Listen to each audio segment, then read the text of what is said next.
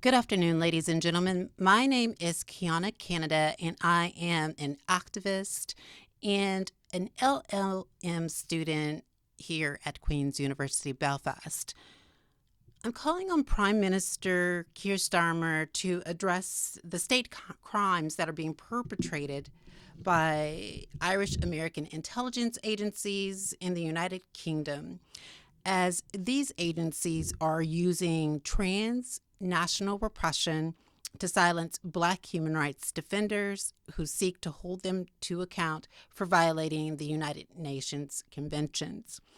In recent months, there have been credible claims from a number of sources across the European continent that foreign intelligence agencies are not only co-opting nation states, but they are also using their diplomatic relations to surveil, intimidate, and oppress students, scholars, activists, journalists, and human rights defenders. So, why are they lashing out at these specific groups? Well, evidence seems to indicate that the above mentioned groups are speaking truth to power and using their voice to speak out against state sanctioned violence and crime. For instance, after Jewish American Thomas Stofile fled to the Republic of Ireland, Irish American intelligence agencies, what they did was they enlisted the assistance of groups of asylum seekers in direct provision to intimidate and expel him from his accommodation. Such actions violate Article 14 of the Universal Declaration of Human Rights. Indeed, everyone has the right to seek and enjoy asylum in countries if they're experiencing persecution. Stofile may be nestled under the complex victim paradigm because of the allegations the Federal Bureau of Investigation perpetrated and made against him for taking his daughter across state lines. While I do not purport to know or report on all things Thomas Stofile, the facts of his case lead me to believe the refugee organizations in the Republic of Ireland failed to advocate on his behalf.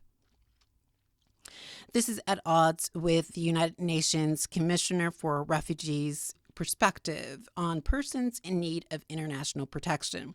As per the UNHCR, in circumstances where international refugee law is not applicable, these persons should be protected against return. States may also offer protection, including leave to remain on a humanitarian basis, to persons whose own country is unable, for some period of time, to protect them against serious harms. Indeed, the 1951 Convention relating to the status of refugees places a general obligation on states such as the Republic of Ireland to apply the provisions of the Convention to refugees without discrimination as to race, religion, or country of origin. In 2014, Daniel Rosehill published an article on Medium, which he asserted Ireland and Israel finally hit a breaking point that was decades in the making. Later that year, James Crisp, a journalist for The Telegraph, published an article titled, "Our Irish Leaders Have Contributed to the Hatred Against Jews."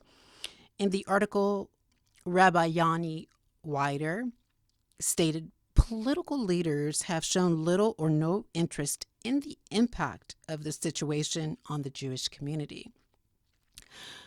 One cannot forget that during the month of December 2024, Oliver Sears published an article in Fathom Journal where he asserted that anti-Zionism has become a new anti-Semitism in the Republic of Ireland. Be that as it may, I do acknowledge that Taoiseach Michael Martin has endorsed the global guidelines for countering anti-Semitism and the International Holocaust Remembrance Alliance non-legally binding definition of anti-Semitism. However, behind the scenes,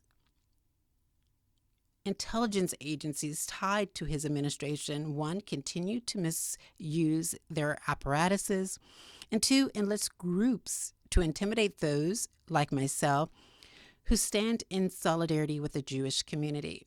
It must be stated that my standing in solidarity with the Jewish community is not standing in solidarity with war.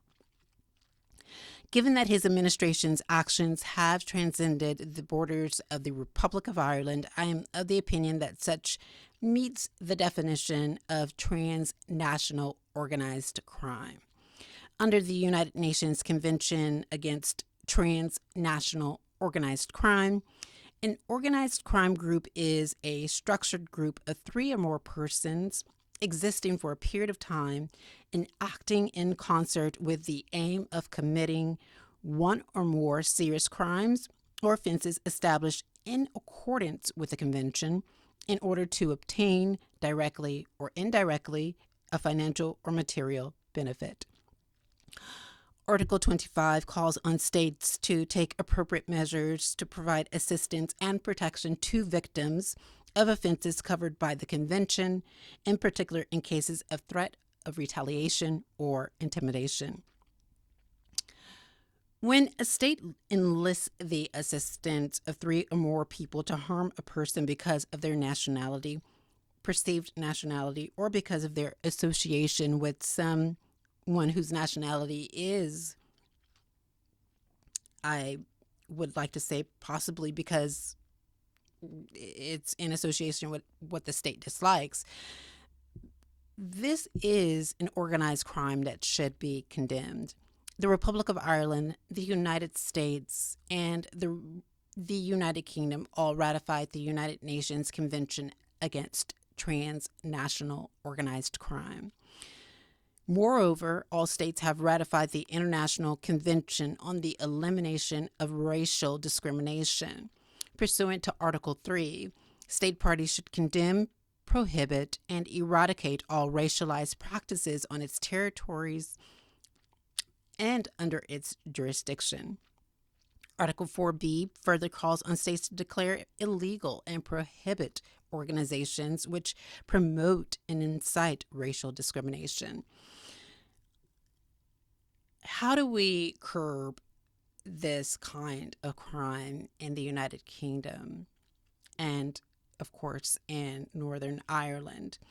Under the Serious Crime Act 2015, the participants acting on behalf of a state or organized crime group need not know any of the persons who are members of the organized crime group.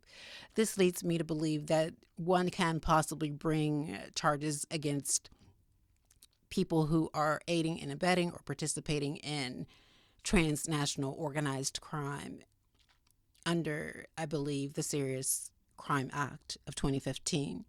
In plain language, the offense need not be of a financial nature. For instance, the participants cannot argue that they never had contact with the boss of an intelligence agency who gave them precise instructions to use their IT skills to intimidate and cyberbully a human rights defender on the internet who is researching human rights violations.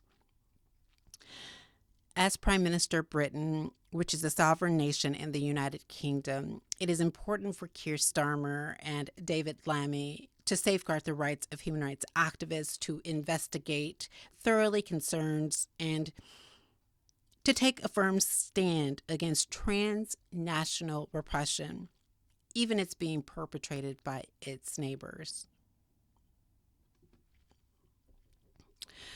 As a last note, intelligence agencies have intercepted an earlier recording of this specific public statement that was recorded with better lighting and was recorded on a USB stick. They intercepted it, so I actually had to record it like this and turn off the internet so that this would not be intercepted. So I do apologize for the quality of the video.